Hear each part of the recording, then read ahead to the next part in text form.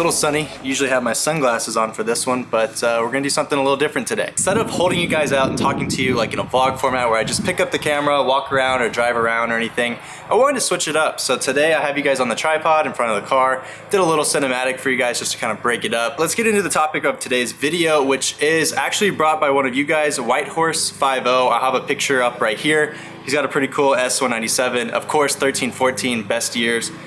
He's got a fully active Instagram and stuff. This actually came from a DM from him, and I've talked to him multiple times, you know, and we like each other's photos. I actually follow him. So yeah, I do respond to all of your guys' DMs and stuff like that on Instagram. I take a lot of pride in that because I think it's really cool. Oh, nice. The lawnmower just turned off, so hopefully you guys can hear me even better. So the way this came about is he actually messaged me and said, I'm having an interesting mental debate with myself and maybe you can help. So I was on break at the time. I was taking a little break, so why not? Let's see what he's got, right? So it starts off saying, obviously I love the S197, the Coyote's awesome, the 1314 body style is awesome.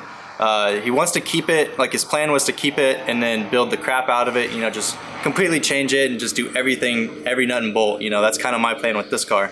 But he's got a little bit of a dilemma here. He's going back to school and he wants to, you know, modify his car once he gets out because obviously his money's going to go into grad school, right? So he's not going to have the money to modify the car the way he'd like. You know, that takes a lot of money to go fully custom and to make everything perfect. So as this is his daily or he drives it a lot, maybe by that time it's going to be at 100,000 miles. Is it worth it to modify it when it gets to that point? And really, should he just keep the car the way it is or upgrade to like the 1314 GT500 and then just build that car once he's out? So kind of the big question here is, do you upgrade with what you've got or do you save for the next thing, right? And I thought this was really interesting because we all have goals, or at least you should have goals to, you know, set something for yourself that you can achieve over time and it'll be greater than what you've got now, because that gives you that motivation and you can find a passion that helps get you to that goal. Do you upgrade with what you've got? So a 1314 GT500 is holding their value around 40, 45 grand.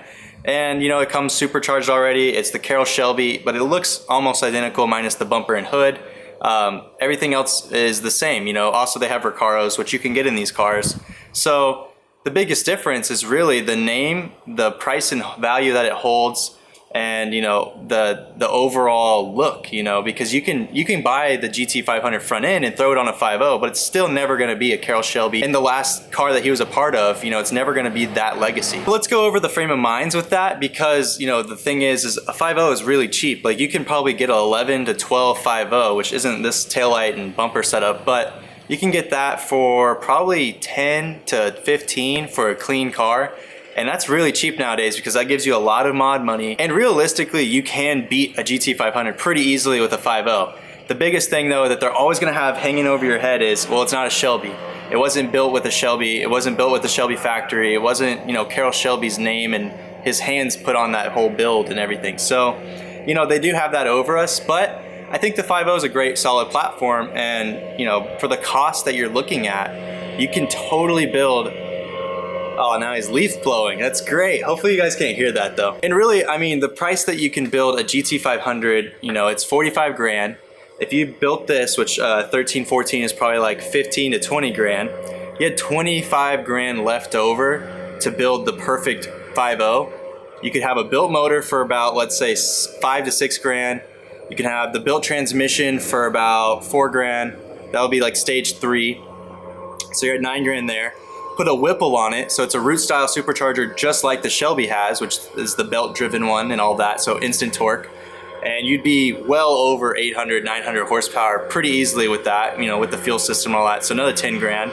So really we're almost at the budget, and you do a couple appearance things and you're gonna have a 1,000 horsepower car versus a standard 660 something horsepower Shelby, which I know you can tune and you can upgrade small things like small bolt-ons like that guy Marin and all that. You know, those guys all have small bolt-ons, but you know, you start changing the head units on a Shelby and all that, you can really make some power as well. So not to dismiss it, it's just pound for pound, dollar for dollar, what makes the most sense to you. For some people, a standard 5.0 is awesome. You know, that's the greatest thing in the world to them. They're happy with that. They don't need anything else. To others, it's the legacy of the Shelby. And if you want the legacy and you want to be the king of everything because that was the best car made for the year, then go with the Shelby. However, for me, my thoughts, you know, I'm going to keep my 50 and build it the way I want because I'm already into it. I love it. It's a great platform. I have sentimental value, which is never good for a car because now I can never sell it for the price I would really want to sell it for. And really, I mean, I can do this for a lot cheaper and build it over time rather than, you know, putting down 40K or, you know, obviously financing if you guys do that. But you know, I just think that there's a lot of possibilities and you have to weigh out your options. Really quickly, I want to give a huge shout out to one of our sponsors, which is Car Gazette. They offer premium subscription boxes. They have 3 different ones. They have the basic, standard, and premium, all with different stuff included. I just want to go over a little bit of what's included in this month's, which is July's box. You guys can still get this right now and they ship internationally, so pretty good deal. Let's quickly go over it. We're gonna do it real quick, off the cuff. Starting off, you get the always included black microfiber towel. Awesome, it has the really fluffy side on one and the short on the other. Also have some stickers, the Car Gazette CG right there. Car Gazette Black Ice Air Freshener. This one looks pretty sweet, black and red and white. Car Gazette business card. Car Gazette sticker with the Viper ACR. A nice coaster. ACR shirt in white. Car Gazette Automotive Supply t-shirt right here. Let's go ahead and check the back. Oh sweet, I really like the way this back one is. That's pretty sweet. Looks pretty motorsporty. They always include some detail stuff. So here's a speed wipe that's cherry scented. This is from Chemical Guys. They also include a pretty useful tool. Right here is some brushes. Looks like they have some nylon-y ones and then 2 different metal ones. So you can use these to clean up your brakes, clean up anything that's kind of metal and rusted. Or if you're going to try to paint some metal, use these bad boys. And last but not least, it looks like we have a circuit, a couple of maps of the circuits and a poster. So pretty sweet. Go ahead and throw this up in the office. Again, huge shout out to Car Gazette. Now let's get back to the video. Here's the big thing. Do I throw all my money in this or do I go buy something else? Like, do I have a goal that's future? You know, like the 2020 GT500. Obviously, that's an awesome car. I actually want it stick. So probably 2021 if they come out with the manual version. And obviously too, I want the truck. I want like an F-150. I want to be able to get a Huracan, I want to buy a house. So really not all my money can go into this because that's just not smart. You know, this is going to be a long-term play where I think over the years, it's going to transition from being a street car to a drag car to a track car, like a cornering car. And you know, it can go in all these different directions. I plan to keep the car for so long that I can do all those changes and kind of move with the times. Like right now it's bagged, right? Will it stay bagged forever? Probably not. You know, this will be something that when I'm 40, 50 years old, it'll have had 2 transmissions, 3 engines that are built for different things, high revving NA monster, a super, you know, strong, powerful car that can do a lot of boost, you know, all these different things. There's honestly just so many different routes for a 5.0, and that's why I think it's great because the Shelby is kind of the same thing. You can totally make it a track monster. However, you just have to know you have a 5.8 for the 13, 14 years. You have a 5.8 in there. It weighs quite a bit more than the 5.0. It also isn't as high revving as the 5.0, and obviously too, parts are not as cheap as the 5.0 because they threw that thing in everything from, you know, 2010 and up in the F-150s, they've had the 5.0. So, you know, all those timing components and all that, they get a lot more expensive because you have a rarer engine that's not made as much, and you know, that causes it to have a premium value. Now the depreciation of a 5.0 is ridiculous because this car was probably like 35 grand when it was new, and it's worth, you know, 15 to 20 with all the mods on it. So they depreciate like crazy. So don't ever buy a 5.0 or don't ever buy your average Mustang as something that's going to hold its value. The Terminators, the Shelbys and all that, they're all SVT cars, so they're special vehicle team cars, and people really do want to pay the extra money for those cars. This is not a, you know, end all be all answer. I want to know what you guys think as well, because like you said, this was a mental exercise. Kind of play with it in your mind and let me know down in the comments below what you guys think. Obviously we all have goals. What's your next goal?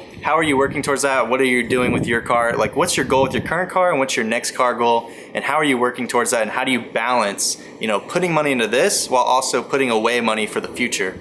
I think that's always just something kind of to play with, and it's kind of fun. I love thinking about the future and setting goals and planning and really visualizing. I mean, it kind of goes back to why I made those point of view driving videos, and you know, why they really attracted me so much in the beginning was because I used to watch those to visualize getting this car. And I got it at 20.